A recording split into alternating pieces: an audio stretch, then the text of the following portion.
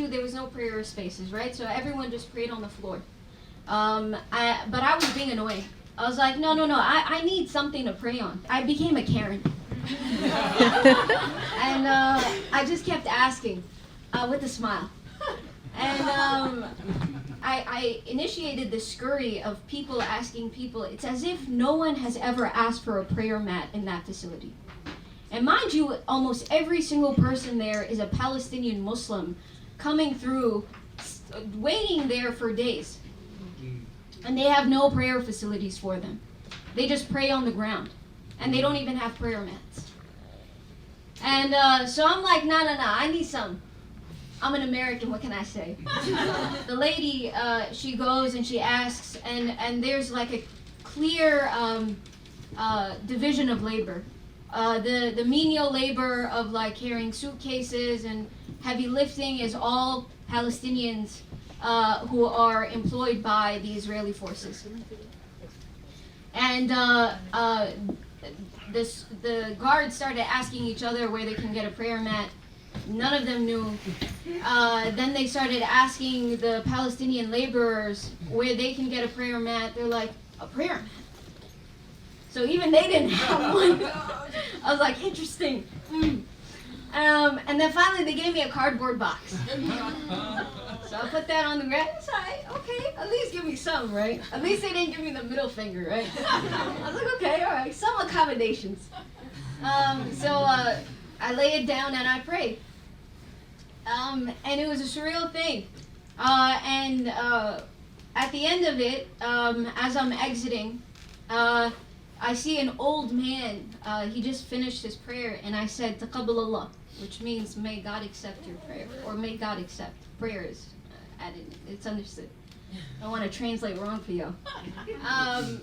For some reason, that like touched him.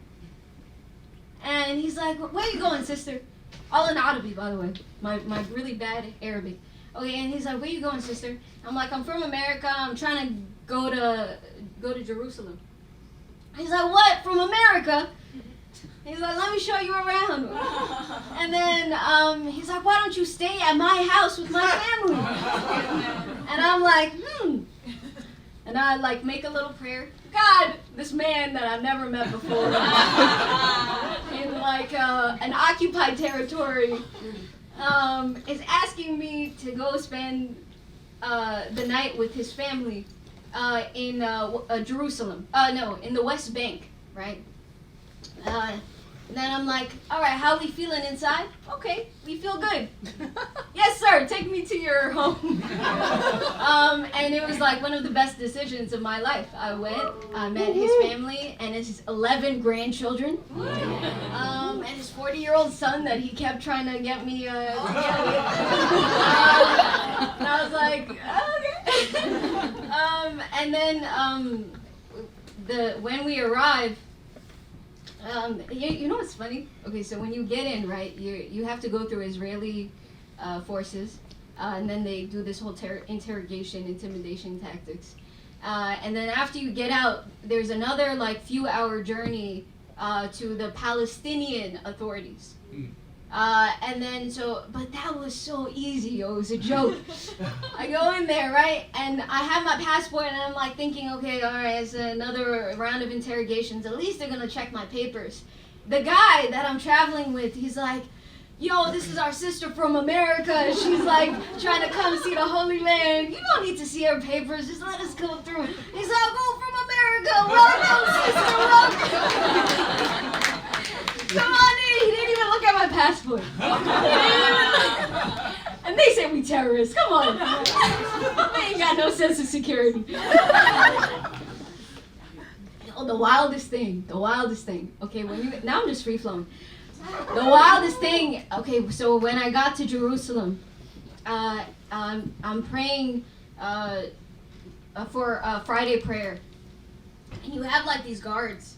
There's like just mobs of them, not knowing what to do with themselves, with guns like half their body size, just standing there like buffoons. Just like, yeah, I'm scary, but I'm really scared.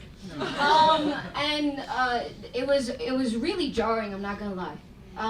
When you see such heavily military presence right before you see a sacred sanctuary. For some reason, obviously there's many reasons, but when I would try to pray, usually when I pray I close my eyes, and sometimes when I have like a psychologically burned image in my mind, I will see that thing. And for many days, the only thing that I could see when I would close my eyes to pray in the noble sanctuary is IDF soldiers. And I can't imagine how Palestinians feel. Anyway, the funniest thing is these Israeli buffoons. They make up the wildest shit to interrogate you about as you're trying to enter into the noble sanctuary. And one of the wildest things is that they make sure that you're Muslim. Yep. How would you fucking know? And the reason is because a lot of Israelis try to get in there who are not Muslim. Try to get in there and they do try to some weird rituals, like you're supposed to do some sacrifice or something for the Messiah to come or something. I don't know, it's weird. I've heard stories from the Palestinians. And so one of the things that they do to check if you're Muslim is they're like, "You're Muslim? Read Surah Al-Fatiha." I'm like, you have it memorized, like for real. And so it was the most weirdest thing. I was like, okay, Alhamdulillahi Rabbil Alameen. And he's like, yeah, go. I should have said F you in Arabic, but I don't know. But they know Arabic. They know Arabic, some of them, very well. And they will show it to you to fuck with you. Anyway, I was talking about the friend I made at the border. So this grandpa takes me to his house, and he picks fresh figs from his orchard. And his family presents it to me. And I know like Fusha, which is like proper, like posh Arabic, you know, like what they read on TV, like newscaster Arabic, classical Arabic, like textbook Arabic. And these are like village kids, and they're like talking to me in a language I can't understand. But for some reason, like these people have so much love in their hearts. That family adopted me instantly. And it wasn't just that family. Every single family that I met all across Palestine, immediately they were like, you are from outside. You are first of all, they couldn't get over the fact I'm a woman traveling by myself. Even though I was in occupied territory and there was always Israeli soldiers with their guns out pointed at me, I always felt safe with Palestinians. Even though they had nothing. They had they didn't even have stones in their hands. And I felt so protected. Visit the Holy Land, y'all. It's an amazing experience. One of the most beautiful things that I saw about Palestine was the way that women were integrated in their society. And there was a huge contrast between what I saw in Masjid al-Aqsa and what I saw in Mecca and Medina. And God blessed me to make a trip to all three holy lands in the same summer. I didn't intend it, but God made a way. In Masjid al-Aqsa, they have a library. It's a beautiful library. And they have computers, they have technology. I mean, it's a nice setup. And the head librarian is a woman. And she and I started talking, and she introduced me to her family. And from time to time, in between prayers at the masjid, I would go visit her family for lunch and dinner. It was beautiful. And I felt as a woman I could go anywhere and everywhere, and even though I was in occupied territory.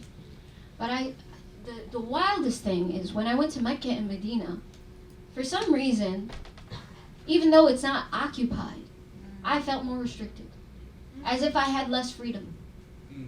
And a perfect example is, I didn't know, but they also have a library in both Mecca and Medina in the holy sanctuaries.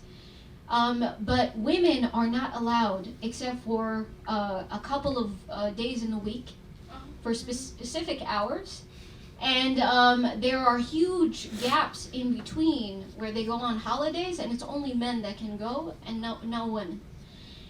And I took my weak Arabic, and I fought for women's rights there. That's right. I was like, I've been to Palestine. I've been to the Holy Land. They let me go everywhere. Why are you telling me I can't go read some books in Mecca? I shamed them, and they let me in. There's all these men, and they didn't know what to do with themselves. I'm like, yeah, make space. They're like, brothers, please move to the side. The sister is coming. She wants to see what we have. I'm like, yeah. Palestine can do it. Like, for real, what they say, we're not going to free Palestine. Palestine is going to free us. And you see the hypocrisy of the Saudi government, especially now when we can't even pray for our brothers and sisters and we get shackled for that. That's fucked up. Anyway, I'm going to read you guys a poem, and that's it. I'll be done. Let's see. Got some technical difficulties. It's an old phone. All right. So I've been thinking a lot about 9/11, and I think recent events for many Muslims, including myself, I've been feeling a resurgence of the same surveillance, bigotry, hatred, misunderstanding, vilification. As I saw it as a kid growing up in 9/11 America and now.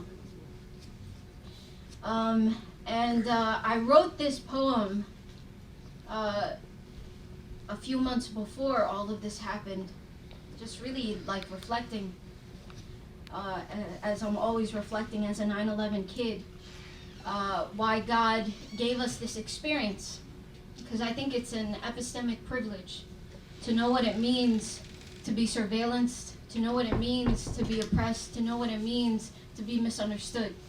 And what are we going to do with that experience? It's good to be a Karen. It's definitely good. Yo, if y'all are getting harassed and discriminated, can y'all please just report it? For real. Because the way that government works is if you don't make noise, they will not hear you. I am, just as this PSA, really. I'm in student government. I go to the University of Chicago. I keep having conversations with admin about Islamophobia, and they're like, Islamo what? And they're like, no, it's anti-Semitism that's making our campuses feel unsafe. I'm like, you have no fucking idea. And the problem is, and I've been trying to hold listening sessions with Muslims on campus. You know, there was a young undergraduate, cute little kid. I was interviewing her, asking her how she's feeling on campus for 45 minutes. And then she just remembers that in the first week after October 7th, a car tried to hit her. And she was just laughing it off, like, yo, that was crazy. No, my sister, it was crazy and you almost died. And this university that has the obligation to protect you and everyone that looks like you doesn't know. And doesn't even know that it's a problem.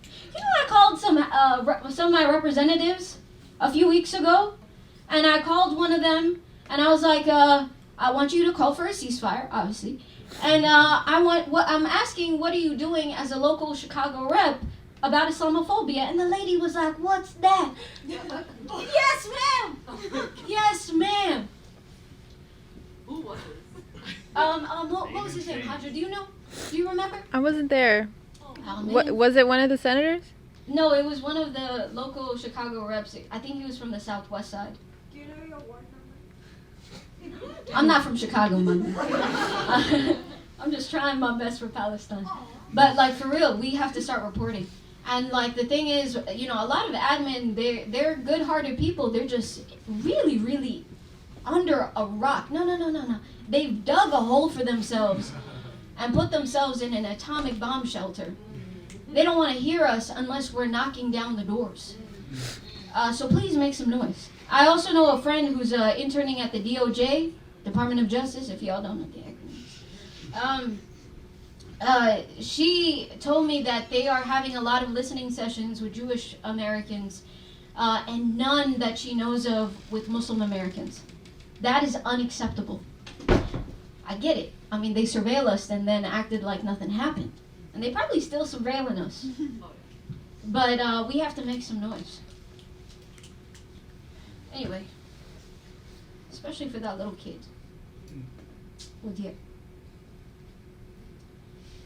Alright, bismillah. So, this last poem,